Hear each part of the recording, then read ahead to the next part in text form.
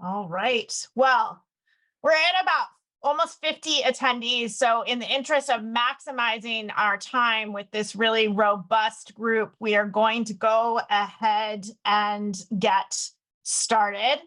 I'm Rebecca Gifford Goldberg. I am a senior partner and lead the strategic advising practice here at Bellwether. I may be the only person on this call for whom this is true, but it's highly appropriate that this is on Valentine's Day, since nonprofit financial management is one of my favorite love languages. And if that is you, then you've definitely come to the right place. And if it's not yet you, perhaps by the end of the webinar, this amazing panel will convince you that it is. But no pressure to our panelists. We're really grateful to folks for joining us on what I know we were just talking about is a busy time of celebration with and noticings with Ash Wednesday and Super Bowl Sunday and the Lunar New Year and Valentine's Day. So grateful to have so many wonderful colleagues and friends with us. Just a couple of housekeeping notes before we get started and dig in with our panelists. Closed captioning is available for this webinar, so you can turn that on using the closed captioning button toward the bottom of your Zoom window. Feel free to submit questions for the panelists as we go along. You can do that using the Q&A button, which is also at the bottom of your Zoom window. We're going to work hard to answer as many of those as we can. And we are recording this discussion, so you'll be able to watch any of it back or share it with anyone who couldn't make it today. We expect the video to be available on Bellwether's website and all of our social media channels within the next couple of days. I want to leave as much time as we can for the panel, so I'm just going to very quickly frame the conversation. Last week, in partnership with City Fund, Bellwether released a guide which is designed to be a starting point on effective financial management for nonprofit executives and board members. You can download it if you haven't already using the QR code that you see on the screen right now, and I think we're also going to drop a link in the chat. We could have written a guide, though, on lots of different topics, and why bother here? Why choose this one at this moment? And I think there's a couple of things that really drove us to focus here. One, as we've heard in our work with our clients, and we heard from many folks that we interviewed for this guide, there's not nearly enough support available to nonprofit leaders on the topic of financial management relative to how important it is. It should go without saying that an organization cannot have the impact that it wants to have, which I know is why all of us do this work, if it's in financial trouble. But not all executive directors, CEOs, and other leaders and board leaders have a background in finance or receive formal training in financial management when they step into their roles. This can create significant equity issues, many of which we heard about as we put this together, and it can create risk for the organization. We also heard, both in our ongoing work with clients and as we compiled this guide, that it can be quite difficult for CEOs to make the case for funders for investments in the systems and the staff required to support an organization's financial management capacity. And in particular, CEOs and executive directors may feel hesitant to make those investments, to ask for funder money or support in making those investments, because they feel like they're already supposed to know everything. All of that is true regardless of the time that is happening. Those are very evergreen challenges. But let's add to that the particularly challenging financial moment we're in some ways, in the education nonprofit sector. We have an uncertain funding environment facing schools and districts as enrollment declines and emergency federal funding ends. And that is going to have ripple effect for many organizations, whether those organizations directly or indirectly serve students. We add to that the recent challenges from bank failures, the COVID-19 pandemic, and fraud in recent years, which we're going to hear more about from our panelists. And as all of that illustrates, and if we don't know, if we sit in February of 2024, one lesson we've all learned the last 4 years is in February of 2024, you cannot predict what will be true in March of 2024 or beyond. And so we're particularly excited to have the chance to engage with our panelists and to share the guide. The guide, as hopefully many of you seen, offers practical advice on 5 key areas of financial management. We had the chance to have conversations with nearly 20 executives and board members across the sector to really think through what would be most helpful across these 5 areas. And as helpful as it is to pull together example practices or best practices, we know that different organizations face different challenges. Though I've been a consultant nearly my whole professional life, I am deeply skeptical of the ability to say, this lesson will just directly apply to me. And so that's why we're excited to engage together and have a really tailored conversation. So that's the conversation we're excited to get into. I am going to turn it over to my colleague, Carrie Irvin. Carrie is a senior advisor at Bellwether who leads our work on nonprofit and charter school boards and governance. And I am delighted that she is going to moderate today's discussion with a particular focus on the real intersection of board role and leader role in the context of financial management. So Carrie, I will turn things over to you. Thank you so much, Rebecca. Thank you, team. Hi, everybody. Thanks for joining us today. Happy Valentine's Day, and I'll do Rebecca one better. If nonprofit governance is your love language, we should talk. I'm Carrie Irvin, as Rebecca said. I'm a senior advisor here at Bellwether, and like Rebecca and our colleagues, we advise executive directors and boards across the education sector. I also come to this conversation as a former CEO. I co-founded and led Education Board Partners for more than a decade until EBP merged with Bellwether last year.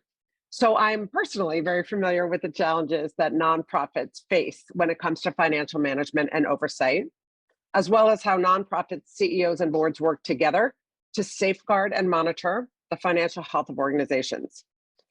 In today's session, as Rebecca said, we're not going to talk through what's in the report. We hope you'll take a look at the report.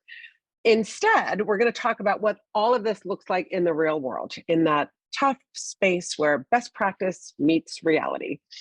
And in that regard, I'm so pleased to be moderating today's discussion, and I'm excited to learn with all of you from the talented leaders joining us today. Let me briefly introduce the panel, and then I'll start us off with some questions, and I look forward to questions from all of you who've joined us today. In alphabetical order, Steve Colón is the CEO of Bottom Line, a nonprofit that helps students of color from under-resourced communities get into and through college and successfully launch a career. Steve has served as CEO since 2018, and Steve also serves on the board of directors at the National College Attainment Network, so is bringing 2 hats today.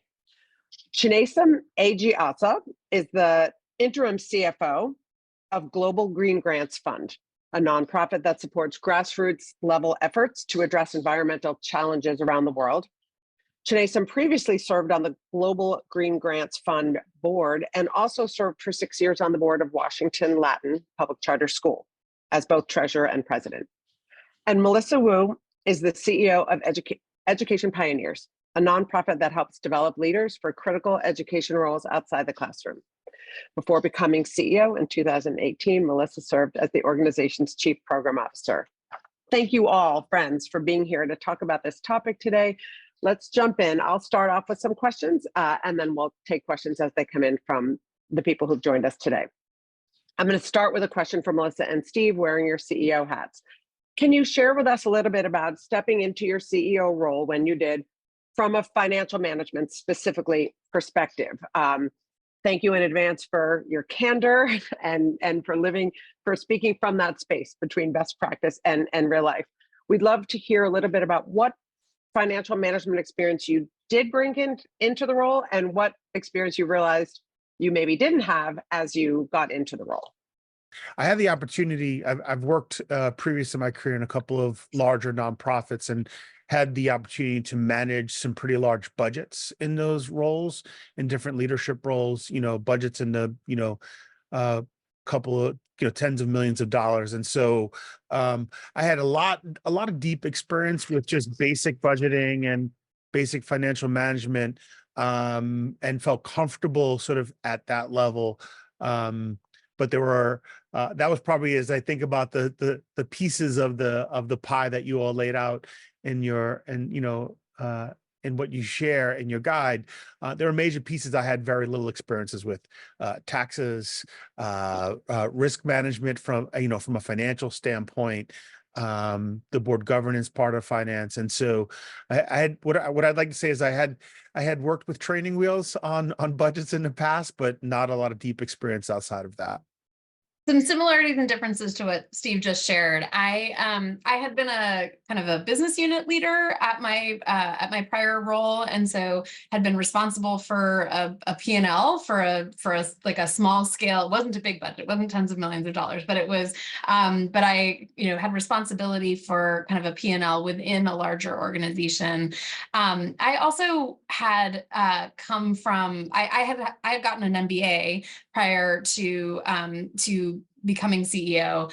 And in that had exposure to some of the things that I needed to lean into.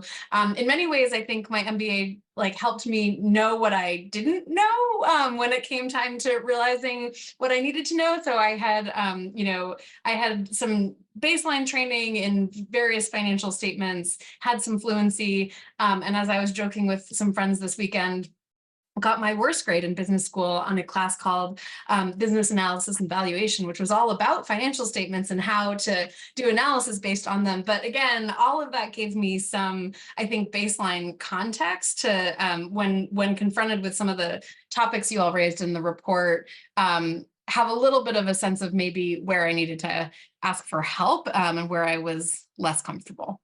That is. You anticipated my next question, actually, unless I'm listening to you both talk. I am wondering, you just talked a little bit about this, but could you both say a little bit more about how did you come to realize what you didn't know? Because I do think for a lot of nonprofit CEOs, we know what we do know, but we're not even sure, and we're not even sure what we don't know. And unfortunately, too often, what helps us realize what we don't know is a crisis or something bad happens.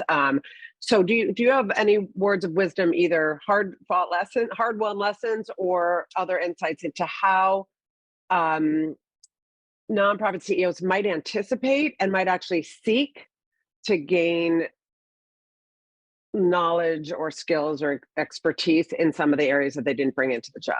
I relied on my personal and professional network of folks who had sat in, key finance positions, who have been CEOs, were currently CEOs, or had been CEOs in the past.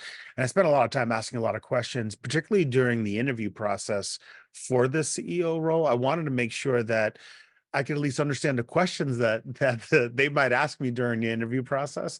And so I spent a lot of times trying to understand, what kind of things they focused on, what were the key metrics and measures they always wanted to keep their eyes closest on, what were the things that kept them up at night from a financial management perspective. And so I was really fortunate to tap on a network of professionals that had some experience in this space.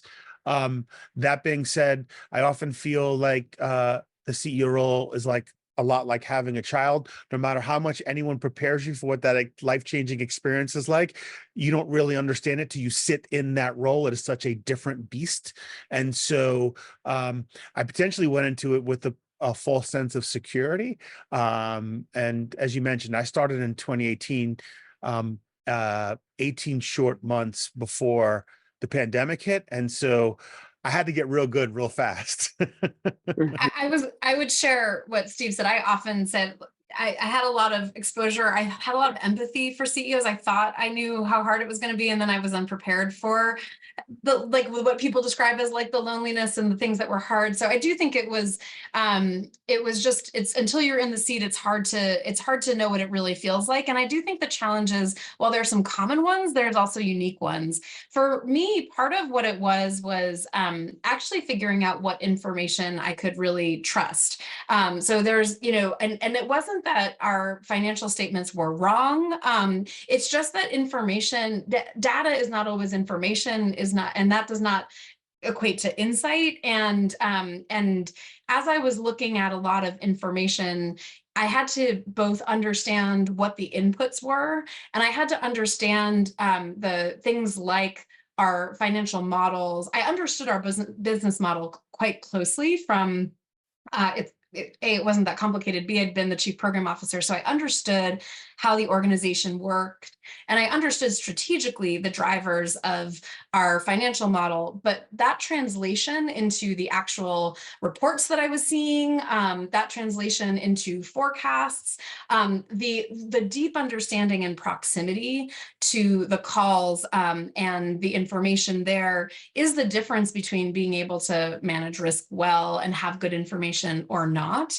And that's not just about facts and information and accurate reports. That is actually about a mindset, a collaborative working relationship with your finance team and your board. It's about trust and vulnerability. So I think those were some of the things that were maybe unexpected, was just how proximate and close, and how much I had to roll up my sleeves to even just understand what felt like, basic information to then get to diagnosis and action planning.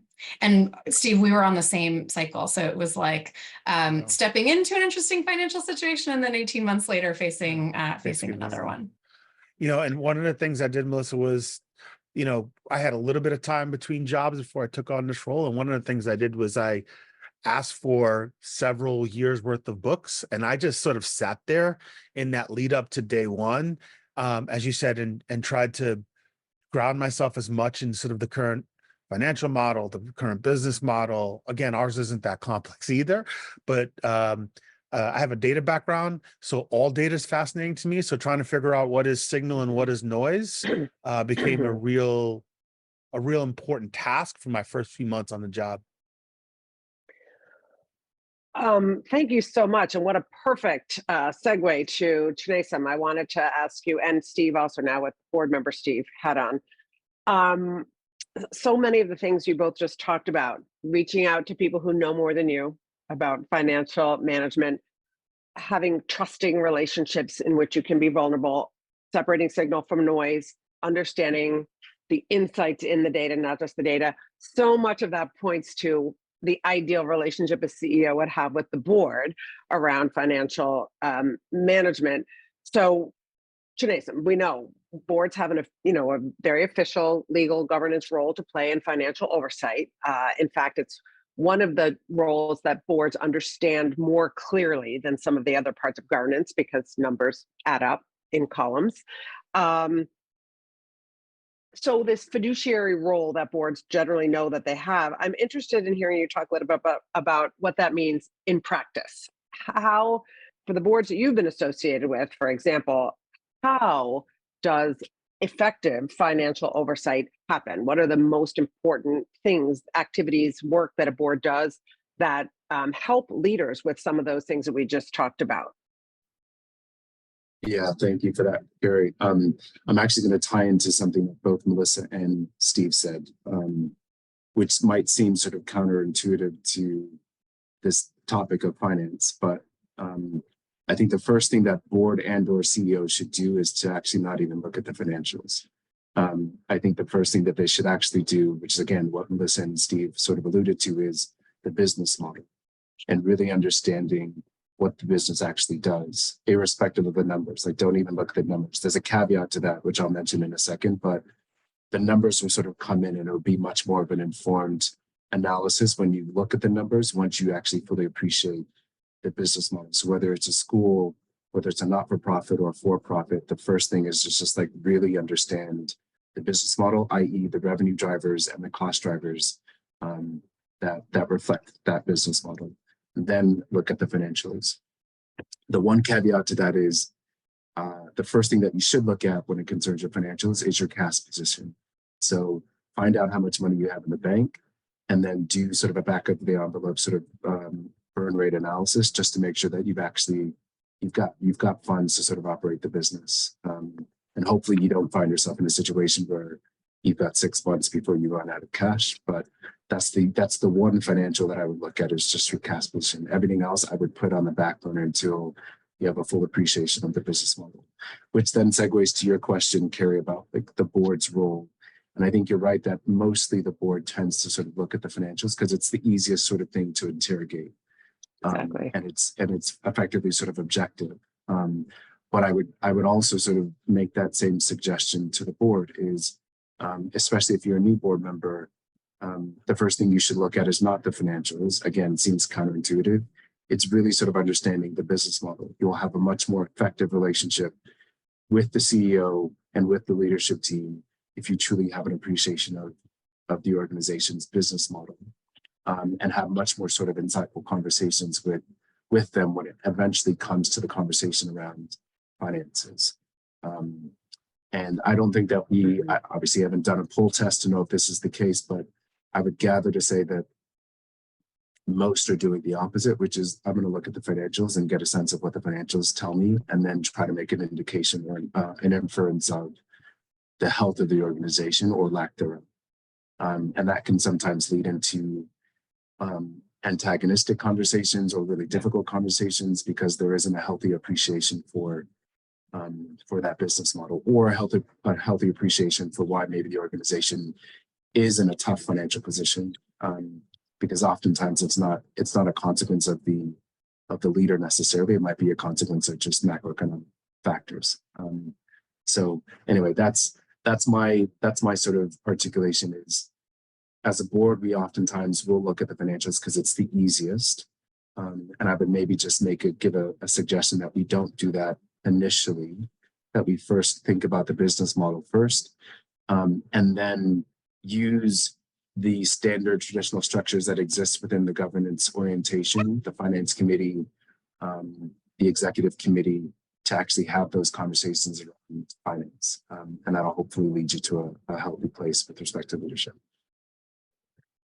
So such important insights. I'd like to ask a follow-up question actually to all of you. The only thing I would add to what you just said is an even broader, which is, and look at the business model in the context of strategy, and look at the strategy in the context of mission. I do worry. I work with a lot of boards, as you all know, and I worry about boards that are looking at any data, but for the purposes of this conversation, financial data in any kind of vacuum, because, to your point, the points about signal versus noise and about data versus insights, to what end? The numbers might add up, but are we allocating our resources to in accordance with the strategy that will get us to the mission? So in that regard, and picking up on a few of the sort of cautions, Chinasam, I know we all know, and this is a lot of the work that I do, everything, I'm going to skip over the sort of technical parts of financial oversight, but all of us know that boards can walk through finance committee meetings and reviewing of the financials, and they'll listen to the finance committee report, but without that culture of trust and a board that makes sure that the CEO knows, we want to hear all of it. We want to hear the things you're worried about. We want to hear if you make a mistake or if somebody made a mistake, or we want to hear how these scary things out there in the world that aren't your fault are actually affecting this organization. And so from the board seat and the CEO seat, what have you both all seen to be successful and frankly unsuccessful in developing in and nurturing and sustaining the culture of trust that actually allows boards to be as helpful as CEOs need them to be in issues around navigating through financial challenges? Yeah, I mean, I think for me, it has been both in my board role and in my CEO role so I think of success in organizations, and I got this from a friend who once worked with a consultant, thinking about in 3 big buckets, right? So what are the key metrics that we care about from an impact perspective in our organization? What are the key metrics we care about from a culture perspective? And what are the key metrics we care about from a sustainability perspective? And I think if we can sit as leadership, management, and the board to agree on what are the measures that tell us about health across each of those things, and obviously finance is such a huge piece of that, right? That we can then agree on the measures that we are going to be monitoring closely, tracking together, talking about. And so, one, I think in building that trust and building that agreement is that real clear understanding of what are the big, most important metrics that we care about from the sustainability perspective. And they should not be absent culture and impact, right? But they should be informed by culture and impact. And I think a real agreement and both from a management side and from a board side to really understand, the thing that the first time I was on board, I had a board member pull me aside and say, look, your job as a board member is to have noses in, fingers out, right? Your job is not to manage the organization. Your job is to be a fiduciary and to make sure to manage that there's a proper use of resources. And so from that perspective, what are the measures you want to see to make sure you feel comfortable about that? And so really thinking about your role in this and having agreement on what are the critical measures of success across culture, impact, and sustainability, I think is the first step of a healthy relationship between the board and the management team around financial management. I think this is one of the hardest things because it is so fragile. And it is so personality and group dependent.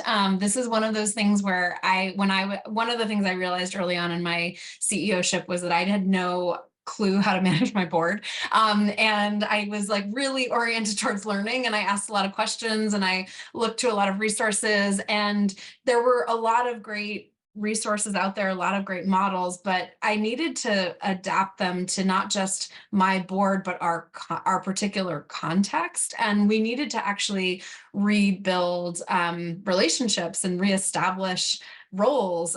So there's some very foundational things of making sure everyone is clear on their respective roles, making sure folks understand the relative mandates, and some of the work I've done in my tenure has tried to codify, a delegation of authority that really concretely delineates what is governance and what is management, so that we all can point back to this and talk and decide, wait, is this a place where the board's getting too close into management, or is this a place where I really need to defer to the governance authority, right? So there's that constant navigation, which I think starts from a place of clarity. But a couple of small things that I think were undermining trust in my early days, or when I was the chief program officer, even before I was in the CEO seat, I think one of the things that had happened was that the board had some really legitimate concerns about, stuff which was within their scope of responsibility around financial sustainability and risks that the organization was facing, and set a set of goals and principles that they wanted the organization to work to, which makes sense, right? As I think about the long-term goals, I'm still working towards those things, but from where we were starting, they were really unrealistic in my view, looking back. And so you can have the right metric for the wrong moment, right? And I think that was really difficult because maybe it was that there was there wasn't sufficient trust in that relationship for both sides to be able to say, hey, this is the aspiration, but it's okay if you fall short, or for management to say, we see that aspiration, but we're not going to get there. And instead, it can create tension, you don't get it, and we're set up for failure, right? So a dynamic like that, I think, can happen a lot more quickly than you realize, because I think being a board member is such a hard and important responsibility to know when to push and when to pull back and when to draw a firm line and to create a concrete, goal or outcome, and when to defer to management. So this push and pull, I think, is just really tricky to navigate. And one of the ways that I think, the only way that I've seen really work, is for both sides to really commit to understanding and building shared understanding of the facts, the challenges, and the solutions, and then agreeing, coming to shared agreement on what the process is moving forward. And I think that works. That can only work when there is a real ability to to have conflict and to have productive conflict, Yes. because Yes. there are different perspectives, and there are going to be tense moments. So I think, trust is not blind trust. Trust does not mean not asking questions. That's all critically important, and it is this give and take, and having people who can engage in that productive conflict and build relationship through that, I think is critically important, because there is tension in these roles, and it's double-sided as both trust and not just trust, but actually I think a level of congeniality in some ways, right, is needed, and then on the other side, kind of accountability and the willingness to ask the hard questions and to hold a hard line, by asking sometimes the same question over and over again until you get an answer. I would just maybe add a couple of things to it. I think Steve and Melissa added some really good sort of like discrete perspectives. And so I'm just going to add some like overarching perspectives, which is, I think trust is very circumstantial. There are instances where, Carrie, you probably remember when I was sitting on the board of Washington Latin, one of the things we struggled with was effectively trust. It was sort of like that fine line between governance and management. And I think that as a consequence, trust is going to be circumstantial. Related to that, I think the reality of where we are now, and where FaceTime is much more difficult to have in person than it used to be, makes trust much more of a sensitive matter, and a more sort of highly prioritized sort of matter than before, because you have to really be intentional about creating space for FaceTime, actual FaceTime with the board, whether it's the executive team, the executive committee and the CEO/the leadership team. You've just got to we have to be much more intentional about sort of creating that FaceTime. And then perspective as well, in that both sides, both the board and the CEO, have to, I think, appreciate that everyone is good intentioned, or at least walk in with the perspective that everyone is good intentioned. I think that simple sort of perspective helps to manage those situations, Melissa, where somebody might be asking a question 10 times over, and you're in your head wondering, what's the point of this question being asked 10 times? But if you have the perspective of, all right, this individual is probably good intentioned, just that sort of flip of the perspective might actually help the response be a much more sort of well-landing response than not. Vice versa, the person who's asking the question 10 times and is getting an answer should be good intention, that should also have that good intention perspective, that the answer that I'm getting is coming from a good intention person, from a good intention place. And it just helps for a much more congenial sort of conversation that you sort of alluded to, Melissa.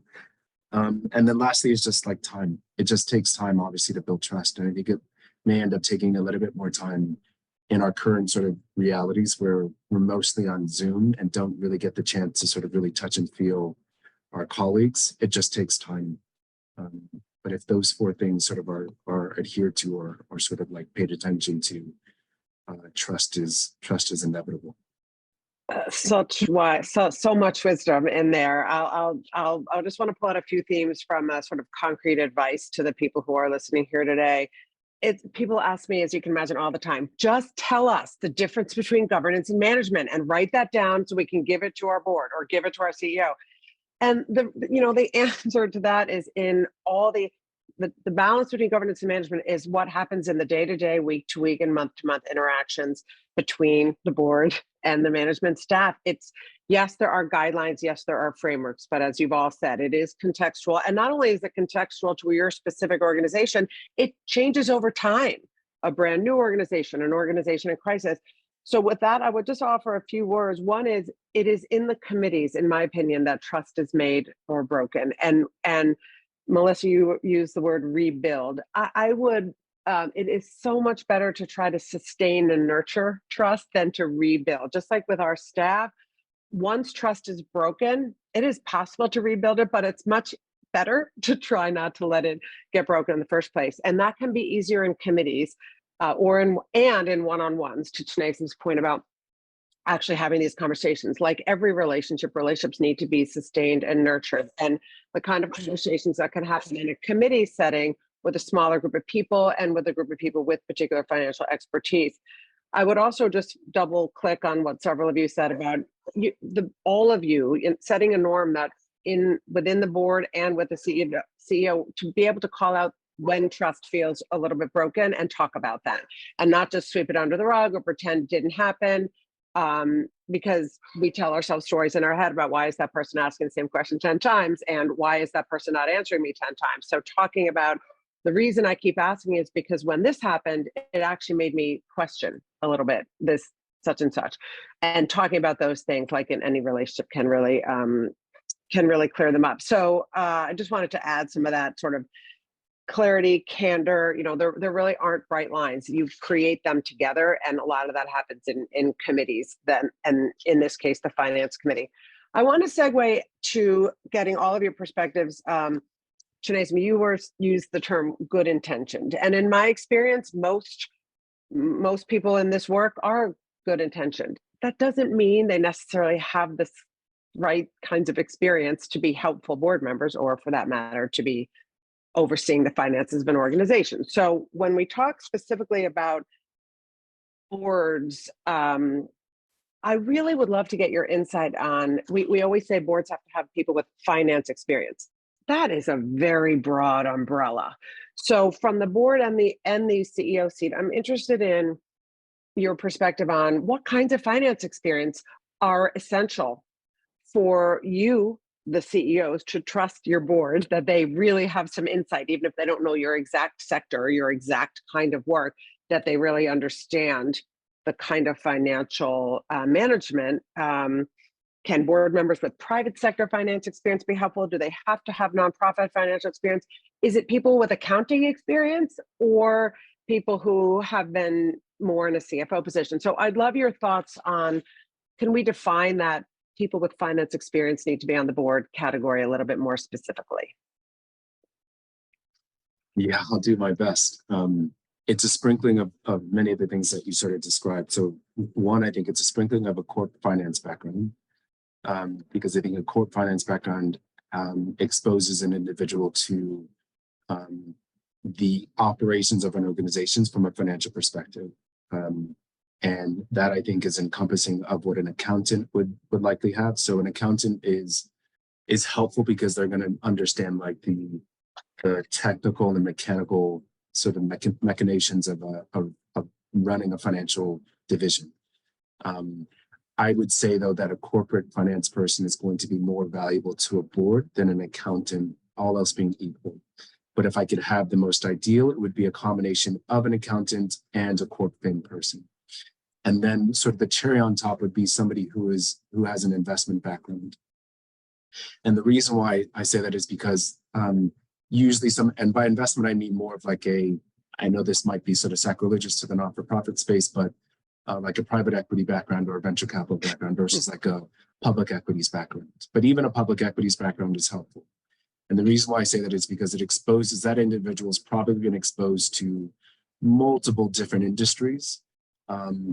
And having that sort of holistic perspective of seeing how a fast-moving consumer good organization sort of functions and operates versus how a banking organization operates versus how a not-for-profit organization operates.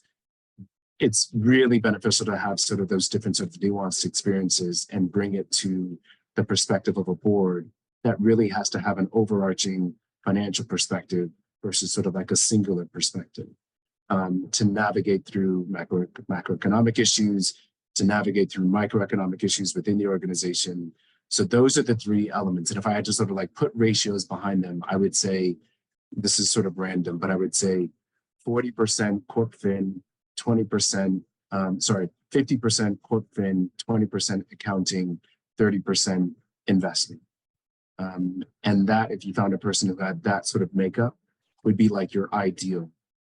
But if you could only go with one, I would say find somebody who's got a corp fin background because they will have the operational perspective from a finance, the operational sort of insights from a financial perspective.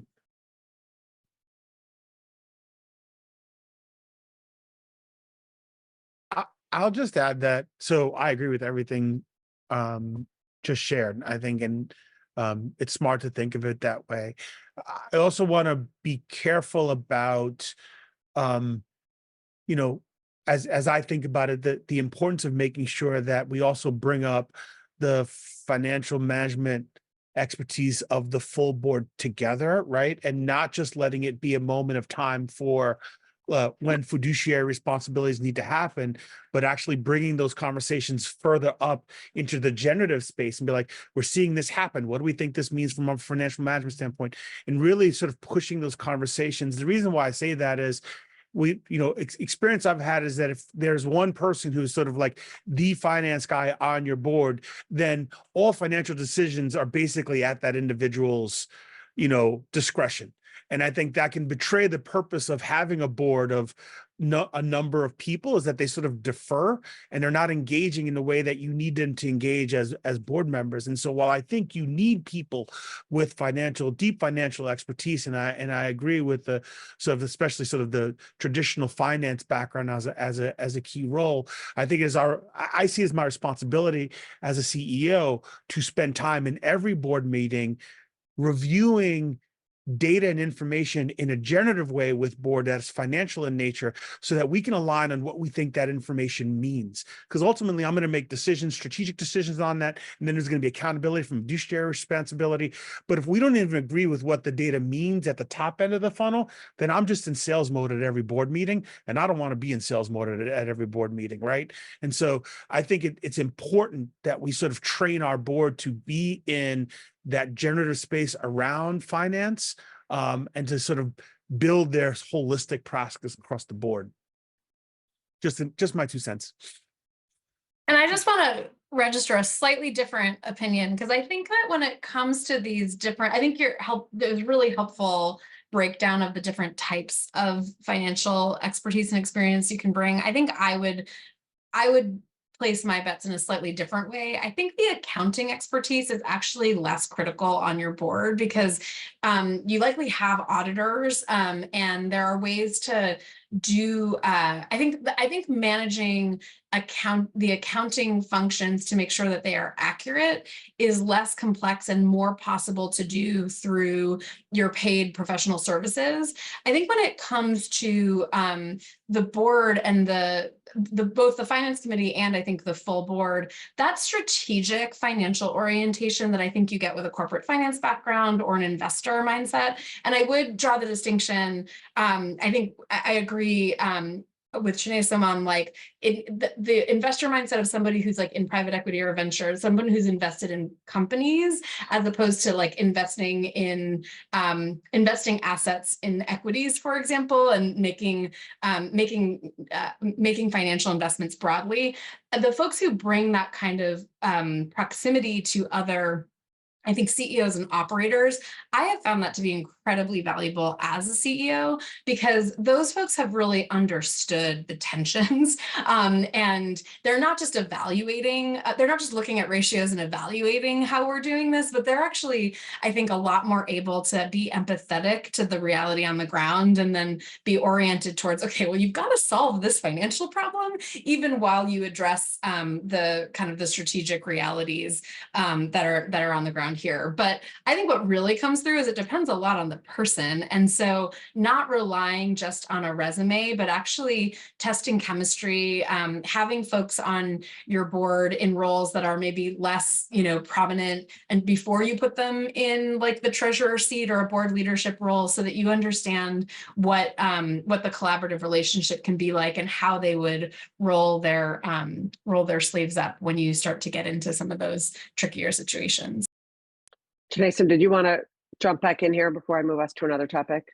No. I agree. And actually, Melissa, I think we're actually on the same page. I said 20% is accountant, 50% is corp fin, and 30% is PE. So I think the accountant, to your point, is the least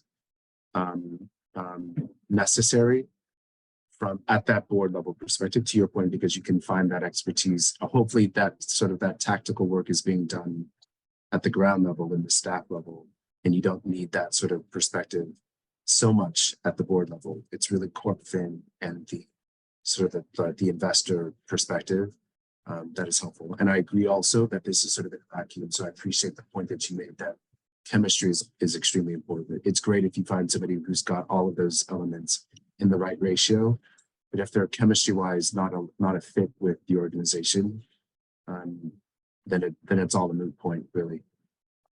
There's a million things I would love to follow up on. Obviously, we're going to need a part 2, Rebecca, but I do want to transition us actually for the remaining time we have to one of the initial reasons why we did this report, which is times are hard out here. Philanthropy is really changing.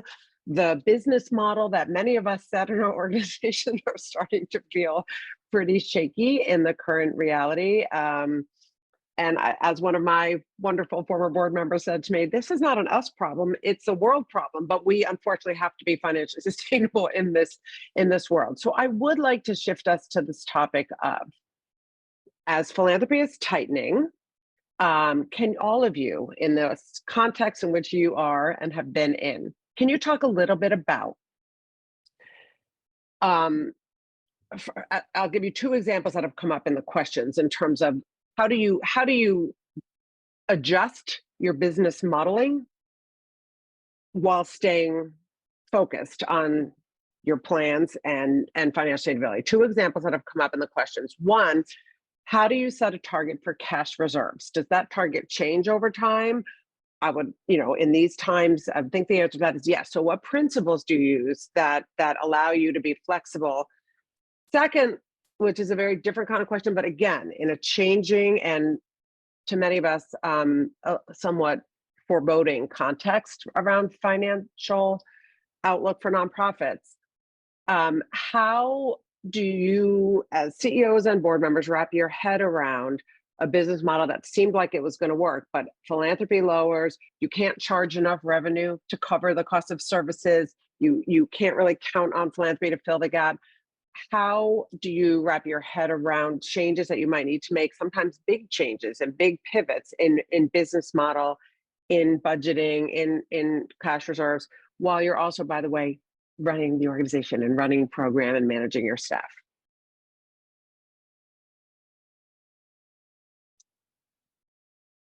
If you could solve that in the next, 3 minutes, I think that would be fair. I mean, I think, oh, yeah, go ahead, Melissa. No, go ahead, Melissa. I think that to me, there's so much in those questions, and in some ways they're all the same question, which is like, how are you actually managing financial risk alongside managing execution and strategy for your mission? And I think that one of the big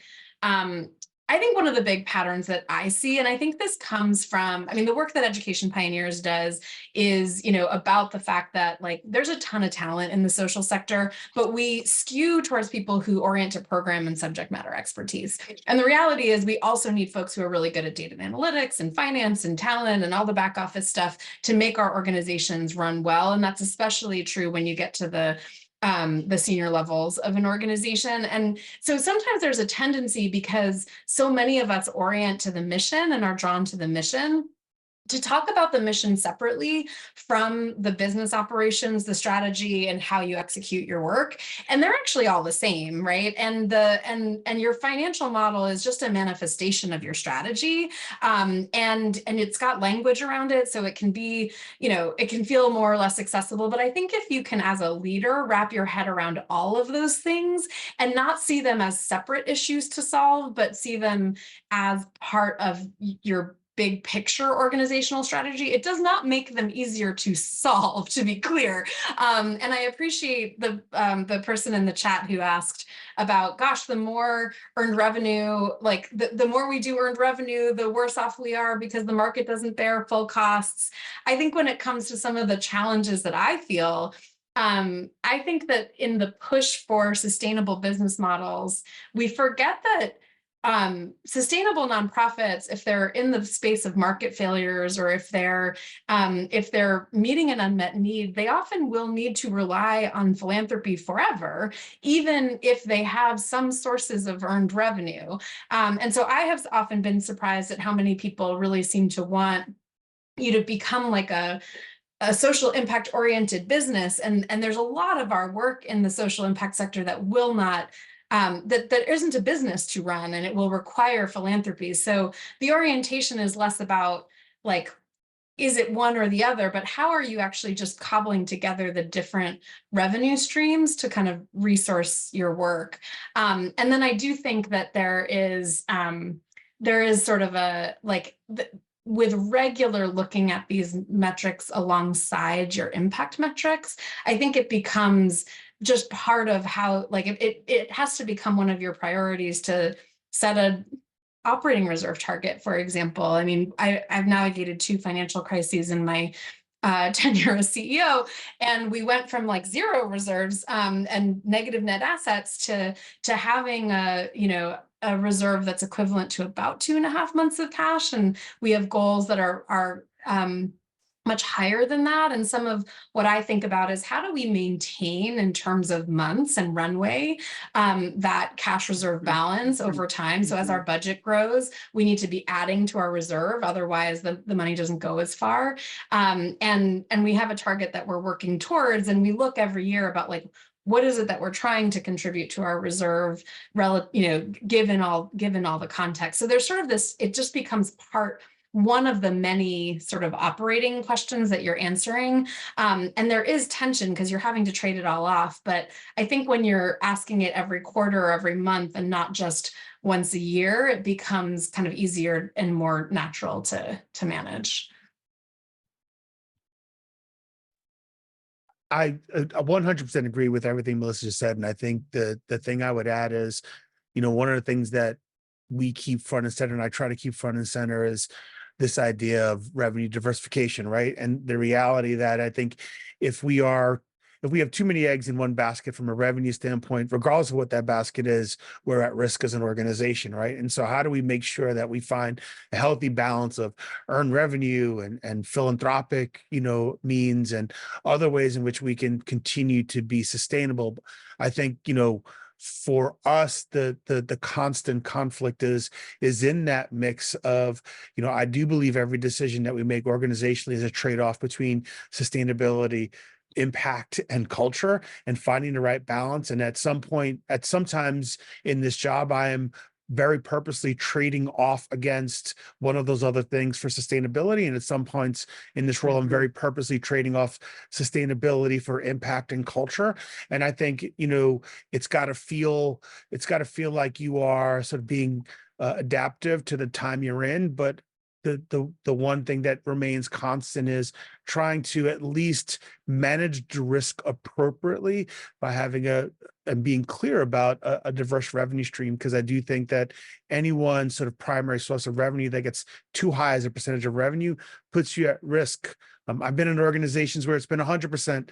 I worked at College Board for 12 years, and that was 100% earned revenue, right? And there's challenges there. And I'm in an organization now that is, that was, almost 90% when I first started, philanthropically driven, right? And both of those things have felt equally risky for different reasons for me. And so trying to figure out how to balance that, I think, has been the biggest challenge of the last 5.5 years. So when Melissa figures it out, she can let me know and I'll just implement.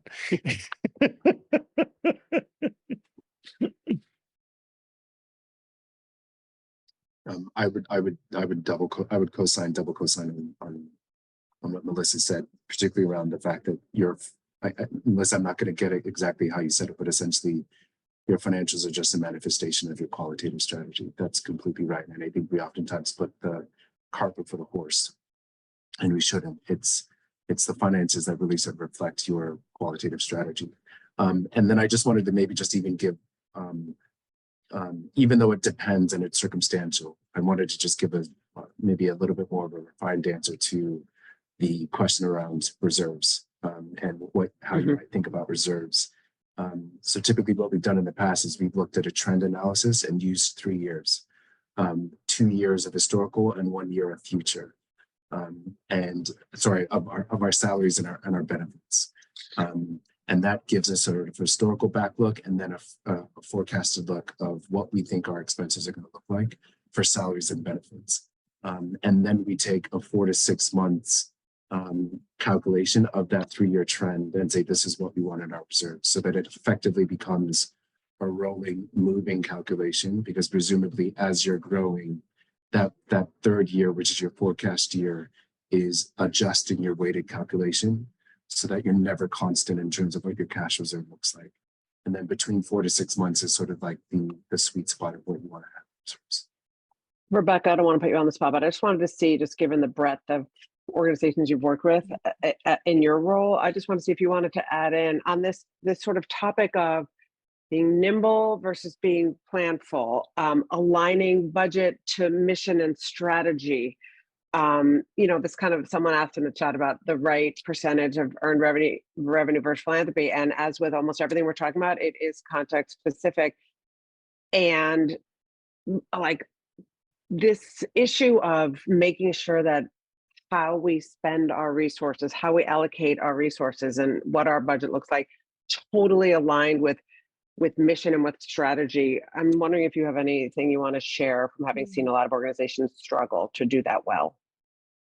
I mean, I think I would add a couple of things. One is, to the extent that this conversation can happen when an organization is not in a crisis or not in a difficult financial situation, like, it is just so much better, both from a forecasting and planning perspective and from a relational perspective, right? Like, this conversation started at a place about board and staff relationships, to be able to do the forward-looking planning on the cash reserve, on the what's our optimal earned revenue mix when you're not in a moment of crisis, so there's not a problem, right? I've always been really grateful that when Bellwether started, we operated from a really clear perspective. We needed to have that significant cash reserve, and then we needed it during COVID, right? And so the gratitude that we had been planning for that. So that's one, is just trying to do as much of this as possible when you're not in a crisis situation. Although the original catalyst for this publication was, in fact, a whole list of crises, right? I think the second thing I would say in terms of this is, I think sometimes people conflate earned revenue is the same thing as sustainable revenue, and that philanthropic revenue is not sustainable and that earned revenue is. And I don't think that's true in our sector. I think it's much more complicated than that, because for many organizations that we work with, and that right now, earned revenue that has come, at least in part, from ESSER emergency funds feels really fraught and scary as those funds disappear. So that's earned revenue, but it's not necessarily sustainable. I also think philanthropists have a role to play in thinking about what is a sustainable, philanthropies have a role to play in what is a sustainable part of this organization's revenue that we are supporting, or that we are collectively supporting as a philanthropic community. I think those are the two big things that come to mind during the conversation, Carrie. And I guess I also think that the points that have come up earlier, I just want to underscore around the financial literacy, not only of the board, and not just one board member, but many board members. Like Steve, I'm that voice on a board I sit on where I'm not the finance committee chair or even on the finance committee, but I'm always the person asking all of the probably annoying finance questions during the meetings. Is also building the staff, the senior leader team's financial literacy, one, from a succession planning perspective, but two, from a understanding that it's not like we have impact goals and then we have financial goals. We actually have goals and a business model, and we are working together to accomplish the impact. And in order to have the impact that we want to have, we have to have the business model and the financial strength to support that. So I was going to say the same thing about staff, and going back to the tactical advice. I think having senior finance staff actively participate in the finance committee is essential for all the reasons we just talked about. I want to wrap up by touching very quickly on one of the questions in the chat about the role of the board and the finance committee versus leadership when it comes to business model changes. I will say, I do encourage everyone to take a look at our report, because we do answer a lot of these questions in there. But I do think that one of the best values of a board, and I'm going to give all of our panelists just one last word as we wrap up today. One of the benefits of the board is the board's job is really to look at the horizon, look forward, not look at the everyday. And a board, working with your board as the CEO, is a chance for you to do that too, because when we're in it day to day, minute to minute. And so as board members here, acting as board members for the people in this webinar, Our job as a board is to look at patterns and trends, look at the landscape, look at the context, and be able to try to help these data points make sense to turn data into insights, as you said, Melissa. So from that perspective, since we've all taken this chance today to take a step back from our day-to-day and look at a little bit of a more strategic level about some of these fundamental challenges and opportunities of leading successful mission-driven organizations, do each of you have kind of a closing word of whether it be, I learned this thing, here's an inspiring word, here's something I wish I knew before the crisis had happened that I navigated through. Is there anything you would like to leave us with to inspire our participants today?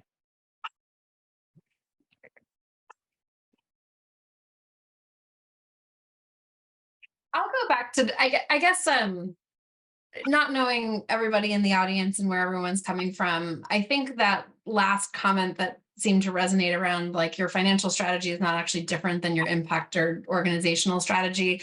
I think there's also an invitation in that to not be intimidated by it. For those who are kind of come from a finance orientation, I think it's easy and exciting to like dive into program and lead in that way. And I think that the reverse can be true too. I think the programmatic leaders are often the folks who are going to be most proximate to the financial drivers.